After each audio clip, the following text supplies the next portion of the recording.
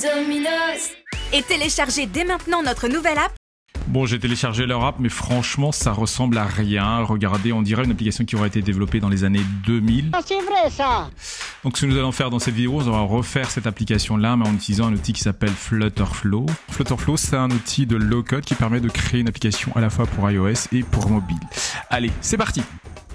Donc, première chose, nous allons tout d'abord créer un nouveau projet qu'on va donner comme nom Domino.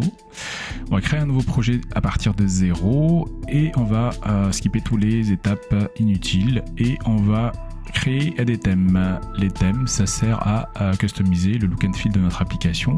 Donc là, je mets la couleur primaire de notre application.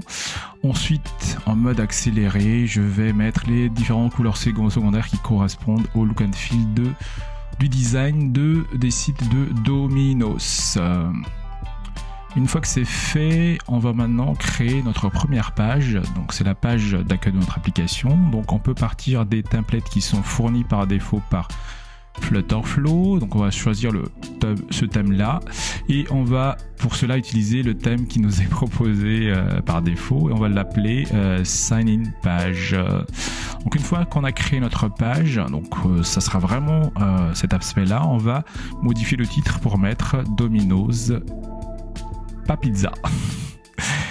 Et on va rajouter les assets. Les assets, ça va être les images qu'on va utiliser au niveau de notre application. Donc j'ai un logo pizza et un logo Domino. Donc là maintenant, ce qu'on va faire, on va modifier les éléments de texte. Non, plutôt on va rajouter justement les images qu'on vient de rajouter. Donc on fait pour cela, on va rajouter le logo. Donc pour cela, on va utiliser le widget row et on va utiliser comme type asset. Donc on va utiliser l'image logo. Bon là, ça s'affiche pas très bien. Il faut qu'on modifie la taille, le width et le height, c'est pour la hauteur. Donc là, ça s'affiche mieux. Ça commence à avoir un rendu un peu plus sympa.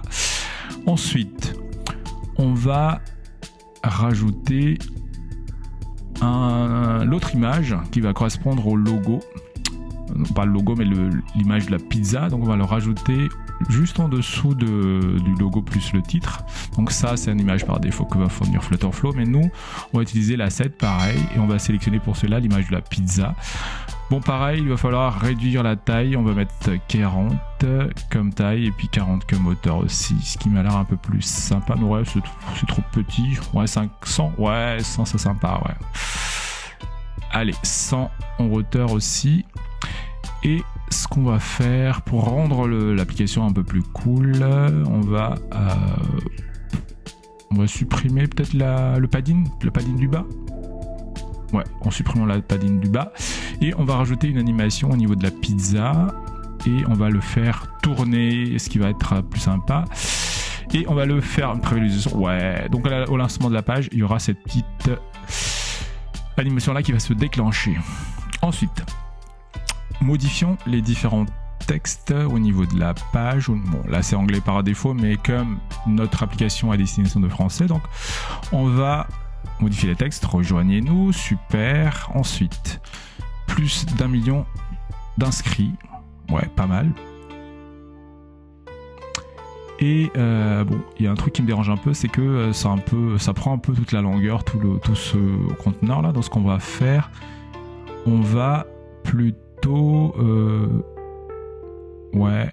on va modifier le padding. Non, on va modifier la couleur déjà. Ouais, je réfléchis en même temps, c'est pas grave. On va supprimer le couleur en dégradé là, donc, et on va choisir comme couleur par défaut la couleur primaire de là c'est déjà pas mal. On a déjà quelque chose qui ressemble vachement à une vraie application. Et on va également modifier les espacements entre les différents éléments, parce que là en fait, comme je le disais, c'est un peu trop grand pour moi. Donc pour faire ça, on peut utiliser au niveau de la colonne, on peut utiliser en fait le padding entre les différents éléments. Donc on va réduire un peu. Donc là vous voyez, ça se réduit, la taille de la conteneur, ça commence à se réduire, ce qui donne un aspect plus pro. On va modifier également la taille du texte Et puis on va modifier les différents libellés des différents textes. Hein. Donc on va faire ça en mode accéléré. Allez, accélère, accélère, accélère, accélère. Ouais, j'arrive à taper trop vite. Je déconne. Donc là, on modifie les différents textes. Donc ça apporte à rien. Et ensuite, donc ça c'est pas encore de compte. Inscris-toi ici. Donc là, on a modifié le texte. Ce qu'on va faire maintenant, qu'on a modifié tout le texte, c'est de rajouter les différents boutons en fait qui vont nous permettre de soit de réserver ou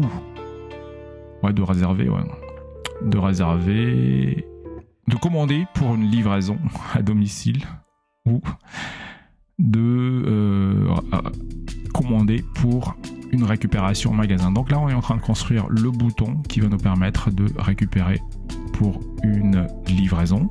Donc il y a le texte. Bon, ça s'affiche pas correctement parce que je pense que je me suis gouré quelque part. Où est-ce que je me suis gouré? Bon, on va continuer quand même à avancer.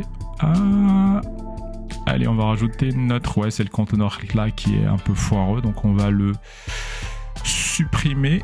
Super, et on va rajouter une icône à la place. Et l'icône en question, on va mettre comme... On va le remonter un peu déjà. Et on va centrer notre colonne. Super, les éléments de notre colonne. Et on va rajouter comme icône, en fait, un scooter, donc delivery. Waouh, ça ressemble à un scooter de livreur de pizza. Et on va... bien sûr centrer notre row pour que les éléments se trouvent au niveau du centre. On va modifier un peu la taille de notre icône pour que ça soit un peu plus visible. Et on va mettre un peu d'espace entre tout ça parce que c'est un peu confiné, quoi. On n'est pas en confinement, il n'y a plus le Covid, donc on va mettre un peu plus d'espace. Allez, on met 50 là, et là on va mettre... Non, c'est au niveau de propriété, mon gars. Ouais, allez, vas-y. Yes. On va mettre du 8. Ouais, oui, 16, non? Ouais, on va rester sur du 8. Donc là, après, on peut... on va dupliquer. Non, on duplique pas. Ouais, si, on va mettre un petit arrondi d'abord. Donc on met un arrondi de 8. Super. Et c'est à ce moment-là, on va modifier la taille de l'icône aussi parce que c'est pas suffisamment visible. 41, c'est pas mal. Et on va modifier la couleur avec la couleur secondary. Donc là, on voit bien scooter maintenant, ce qui est pas mal du tout. Et là, maintenant, on va dupliquer, super, pour créer l'autre bouton. Et l'autre bouton, on va mettre en bleu plutôt, ouais, en primary. Comme ça, on distingue les deux. Et on modifie l'icône pour utiliser un icône de magasin, ce qui est plus logique. Et on va modifier le texte aussi pour dire à emporter, super, pas emporter mais emporter. Et donc ça correspond à peu près à ce qu'on veut. On va modifier également la couleur et on a notre application définitive. Super.